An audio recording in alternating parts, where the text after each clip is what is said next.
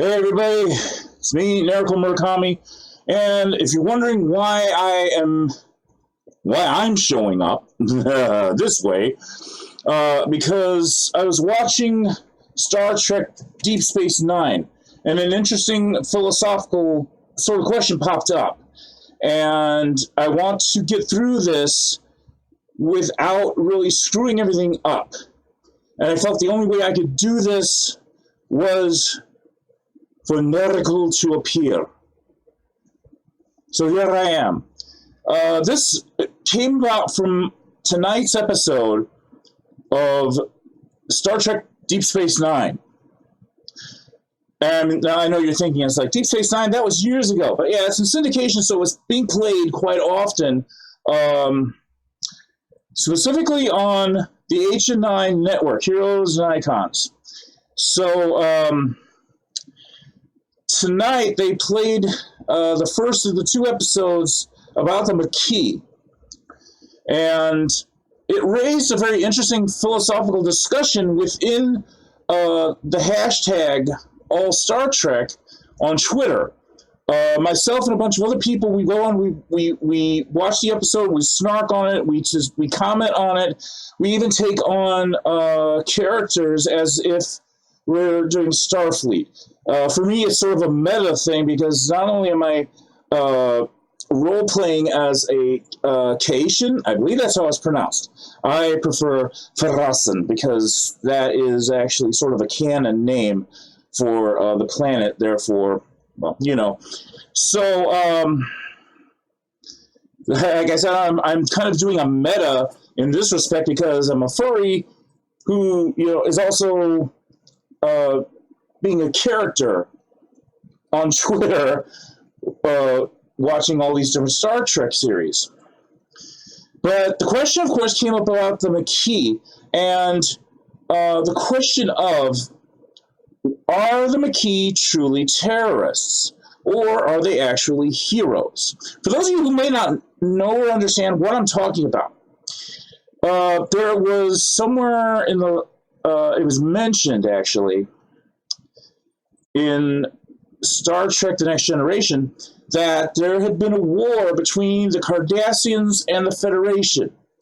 And to end the war, because if memory serves me, I believe we were kicking the Cardassians' cans all the way back to Cardassia Prime.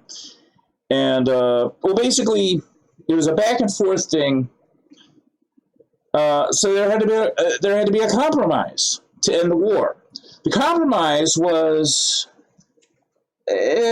complex, to say the least. I mean, after all, what political negotiations are ever simple? They're not, especially if you're dealing with a war situation. I don't care if it's real life. I don't care if it's past. I don't care if it's fiction of the far-flung future. The thing is, it's going to be complex. So, rolling right along into that, is the fact that the Federation ceded control of several outpost planets, I guess, colonies, to the Cardassian Union. The Cardassians are not exactly known for being kind and beneficent to any non-Cardassian races that they happen to either conquer or have practically thrown into their laps. So the discussion goes into here. These were Federation planets. These were colonies. These were Federation citizens. And as part of the compromise, the Federation ceded these colonies to Cardassia. Naturally, these Federation citizens, they didn't exactly cotton to that very well. In fact, this is basically where the Maquis came from. They started creating their own group, a loosely associated group of freedom fighters who were basically, any chance they could, they would attack sabotage, do any kind of thing against the Cardassians, because naturally they felt that, they had been betrayed. So why are we going to sit there and just let this happen? So the Federation did not escape scrutiny here. Not from the Maquis. The Maquis, these are, I guess you would call them now, former Federation citizens, were not happy at all about this. They're just like, wait, we're Federation. You're just going to throw us to the wolves, as it were. You're just going to sit there and say, okay, Cardassians, here you go. I can actually agree with their anger, because this is something, this is a bit of art imitating historical life. Think about how many groups, natives usually, that had exactly the same thing happen. For untold years, centuries, millennia even, this was their territory. Sure, there were skirmishes within, but it's like these were just tribes that were doing this. So, don't mind that noise. That's just my cat. So, that and I mean, yeah, the natives fought against, the white man who were, the Europeans who were invading their territory. This was, of course, not necessarily a case of a government ceding authority to another government. This was like, we have guns, you got bows and arrows, we got your land. Ha ha ha. Essentially, yeah. But let's take it into more of a context of the Maquis and what happened. Our forefathers. Think about this.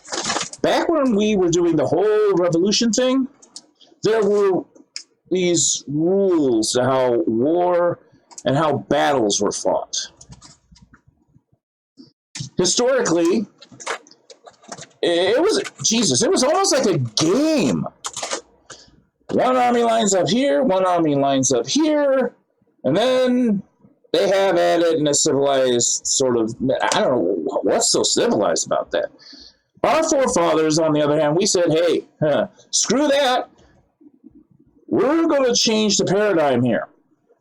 We did things that were, well, the British Army just, they didn't know what to do with it. It's like, they're not playing by the rules. Excuse me.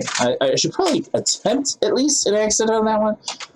Listen, we have a bit of a problem with the colonists. They're not necessarily following the rules. I mean, we had it established. We had the infantry up front with the muskets, and we have a cannon, and all that. They're just doing whatever they want. It's just not cricket, or something to that effect. My apologies, anyone from the UK. My sincerest apologies. That was a horrible accent. I won't do it again. Maybe. So anyway, back on track. We would attack their fortifications, their ammunition dumps. Look at the Boston Tea Party. Okay, I mean, yeah, that's not exactly terrorism on the scale that we consider terrorism. It was basically just a bunch of colonists who were, pissed drunk and railing against the king. And they said, hey, well, we go the ship over there and throw the tea over into the harbor. That'll show them. That's essentially what it was. But at the same time, I'm sure that the king and the parliament saw this as a terrorist act, even if they didn't use the word terrorist. It was a group of lawless people who were just like, up the government, up the king, up the monarchy. And of course, there were the other well-known phrases about taxation without representation and all that other stuff that led to the birth of the United States of America. But we are absolutely... this is just what it is. This is like the Maquis. inevitably, I mean, and this has also again happened in history. We had the Spanish-American War, and we won. For a while, we had what? See, this is where the memory fades. I can only think of two: the Philippines and Cuba. I'm sure there were some other territories in there Spain lost because of that war. But for the people who lived there, if they had come from Spain, these were Spanish people, and it's just like, and the government of Spain, and I'm not even going to attempt an accent. No. They were basically like, hey, we got our asses kicked. Good luck. This is what happened with the Maquis and Cardassia and the Federation is a bit inverse. It wasn't so much Cardassia is kicking our asses, so let's appease them. We're going to give him a few of these colonies. It was a reversal of this. We were kicking their keisters. We pushed them out of the territory. We got them away from Bajor. And suddenly it's like, but negotiations and everything like that. So, okay, fine. We'll give you these colonies on the border. Okay, make you happy. Fine, you got them. Which again, it brings us back to the initial point. Are the Maquis, are they heroes? Freedom fighters? Are they taking arms up against an unjust government? An unjust takeover, regardless of what the treaty says. Are these freedom fighters? Are these like the founding fathers? Are these heroes and patriots? Or are they terrorists? Never mind the fact that the Federation essentially said, you're on your own, good night. Some of their tactics and actions definitely could be construed as terroristic. What they're doing is far beyond tossing a ton of tea into a harbor. They basically autopiloted a ship into Deep Space Nine.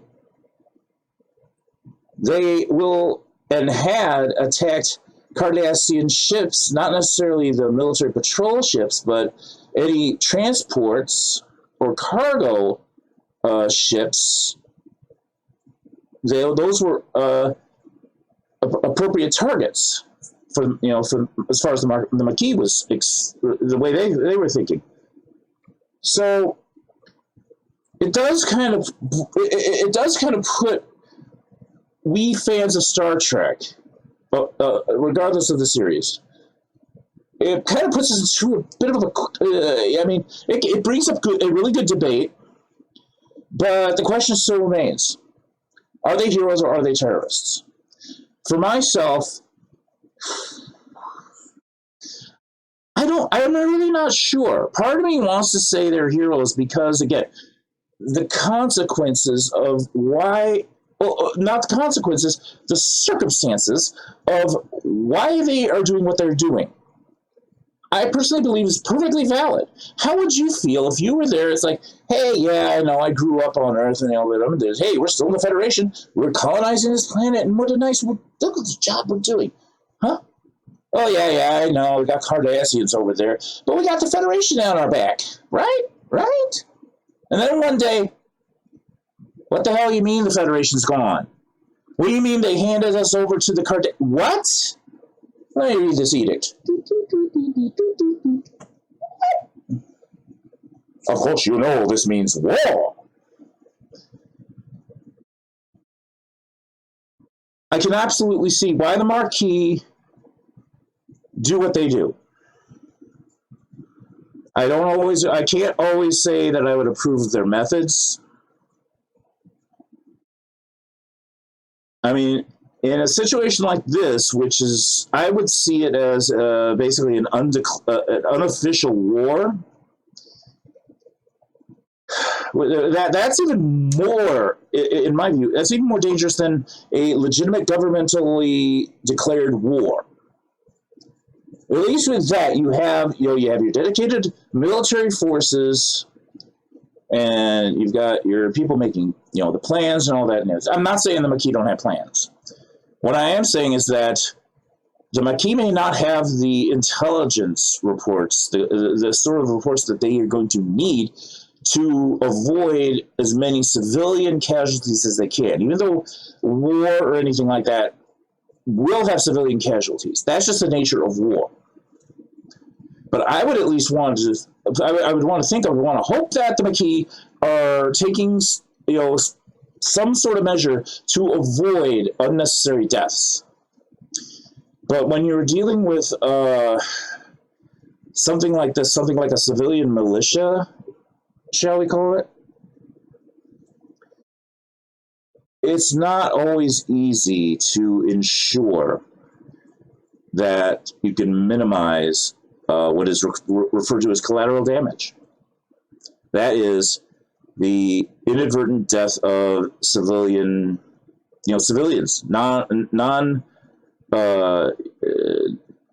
non-combatants. But it's not always easy to do. Even in fiction, it can be very difficult to come up with do you agree with them, or do you think they're criminals? This one isn't sure. This one is definitely not sure. So I will leave it to you, dear crew and fellow Star Trek fans, and furries who are Star Trek fans. So until next time, I'm Nerikull Murakami. Be well.